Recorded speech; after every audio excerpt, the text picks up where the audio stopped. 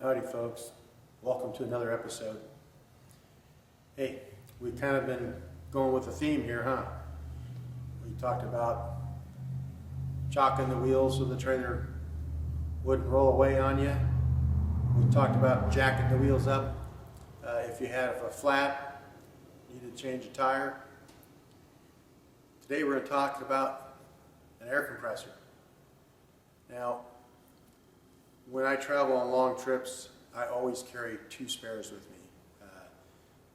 The spare that's mounted on the trailer, and then I have an extra one that I stick in the bed of the truck. That's just part of my over-the-road kit, and we'll talk about that in a future episode. But today we're going to talk about an air compressor. Now, if you're racing like we do on occasion, it's nice to be able to air down your tires. For us, that's an issue because we typically run with higher air pressures for lower rolling resistance in our normal commute or daily driving. But on the track, if we're autocrossing or we're at Laguna Seca, say, we'll typically air down. And that's so that we'll get a little better grip. We're running street tires. We're not there to set any records, but it does keep you from sliding as easy if you drop it down from 42 psi down to 32 psi. And then something we've done a lot over the years is being on the west coast here. We used to live a couple hours from Pismo Beach. We used to take our toys, our four-wheel drive vehicles. We own a Yamaha Rhino, so forth. And you're always seemingly airing down. In the sand, we air way down. And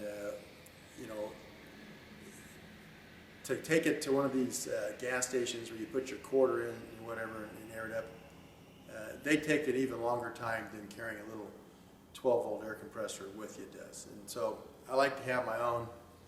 That way I know it works, I know where it is, and I can air up at will.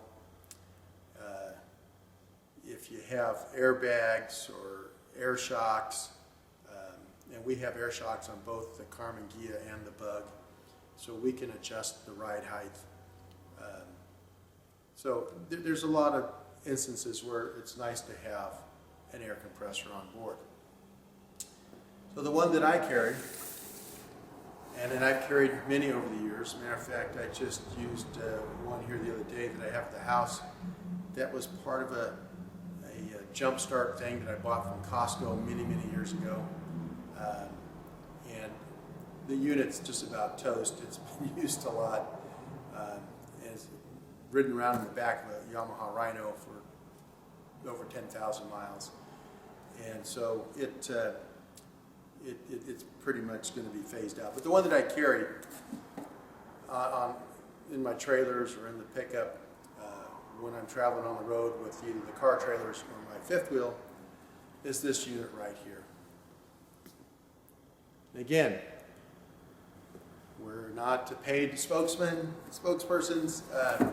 This is just an item that I personally researched and purchased and that have used for my own use. And so we're not compensated for sharing this with you. This is just my opinion. Yours may vary. So let me tell you a little about this 300p portable compressor. It says up to 33-inch tires, 33% duty at 100 psi. But there's some information here that I like. It's got battery clamps, and we're going to show it to you here in a moment. Maximum working pressure, 150 psi. Maximum draw is 30 amps. That's why it connects directly to your battery. And it has a nice long cord on it and a longer hose. I like that. My thing is it has to be able to reach from my battery, which is usually on the hitch. We have them for the car trailers stuff, for power tongue jacks, lighting in the enclosed trailer. The flatbed trailer has a winch on it, and so forth. So we have these, batteries on board, and of course the travel trailer has batteries on board, and it's in the front also. So I got it. You want to make sure that you can reach from your battery to your tire, so you don't have to take a tire off and move it closer or something. So that was an issue for me when looking for things. It had to be something that was either portable, like the other one I mentioned before, where it had the battery built in, or in this case, one that has a long enough cord and everything. I like this one because it seems to operate pretty quickly. So let's talk about that. It's got fill rates here. So on a 30-inch or 31-inch by 10.5 inch, it'll take you from 0 to 30 psi in 3 minutes and 25 seconds. From 15 to 30 in 2 minutes even. On a 33-inch tire, and we're getting pretty good size here, 33 by 12.5, 0 to 30 psi in 5 minutes, 15 to 30 in 2 minutes and 45 seconds. Let's see, the CFM and the amps drawn here.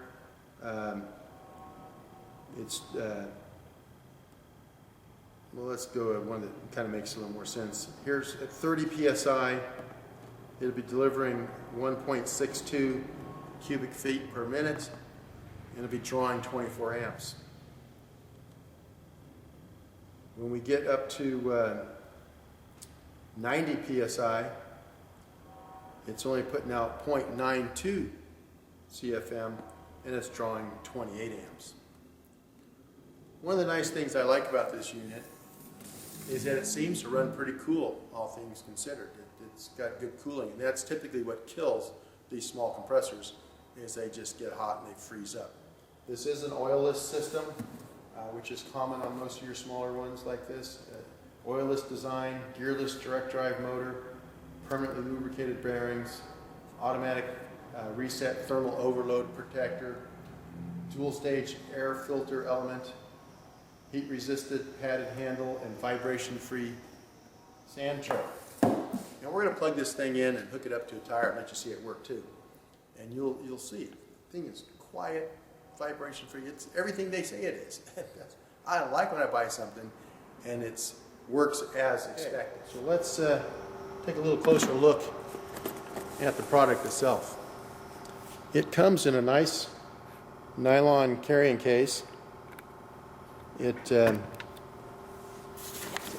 nice and heavy, nice carrying strap, and it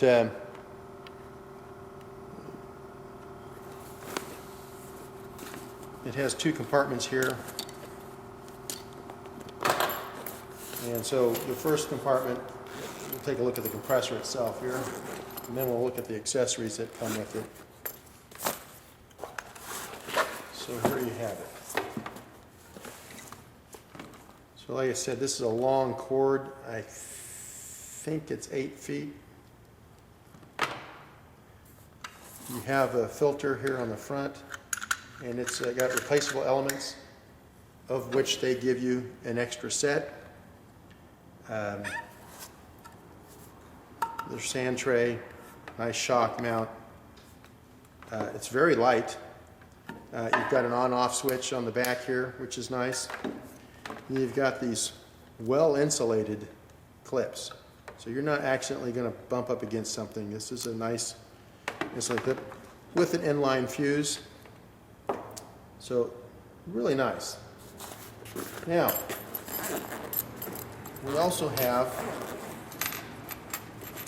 a longer hose than most of them come with. You get a couple gadgets here, a few accessories here for blowing up, basketball, volleyball, football, whatever, and a couple of little cones here to inflate maybe an air mattress or something, I don't know. Here's there's two extra filters in here, so it comes with a total of 3 filters, one in this cartridge holder here, and then 2 extras. Very nice. Now on the back here, we have our connection for our hose. Nice, easy, quick connect. Nice and big, easy to get your hand on. You saw I could do it with one hand. And then the hose has a nice built-in gauge. And it has a locking clip here for your Schrader valve. And it has the ability, you know, if you're deflating a tire, you can put this on there and you just push it in and it will deflate, you know, momentarily. Or you can push it in and lock it and turn it, and you can deflate the tire all the way, or as much as you want, without having to hold it the whole time. Okay? For what that's worth. I'm usually using these to put air in.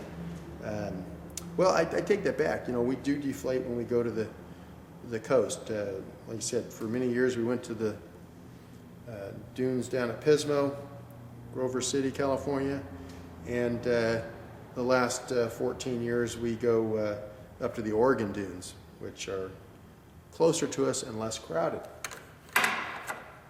You didn't hear that from me because I don't want there to be crowds next time I go. So anyway, let's go hook this up to a battery and to a tire and let you see it in action. Here we are. I've attached it to my battery right here, and we're going to attach it to a tire right here. I just happen to have one laying around. This is one of those extra tires I talked to you about that I carry extras for my trailers. So I'm just going to connect this here using the locking chuck. So now it's locked in place.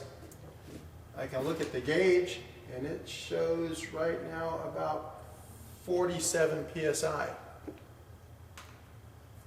So we just flip the switch on the back of the unit here. And away it goes.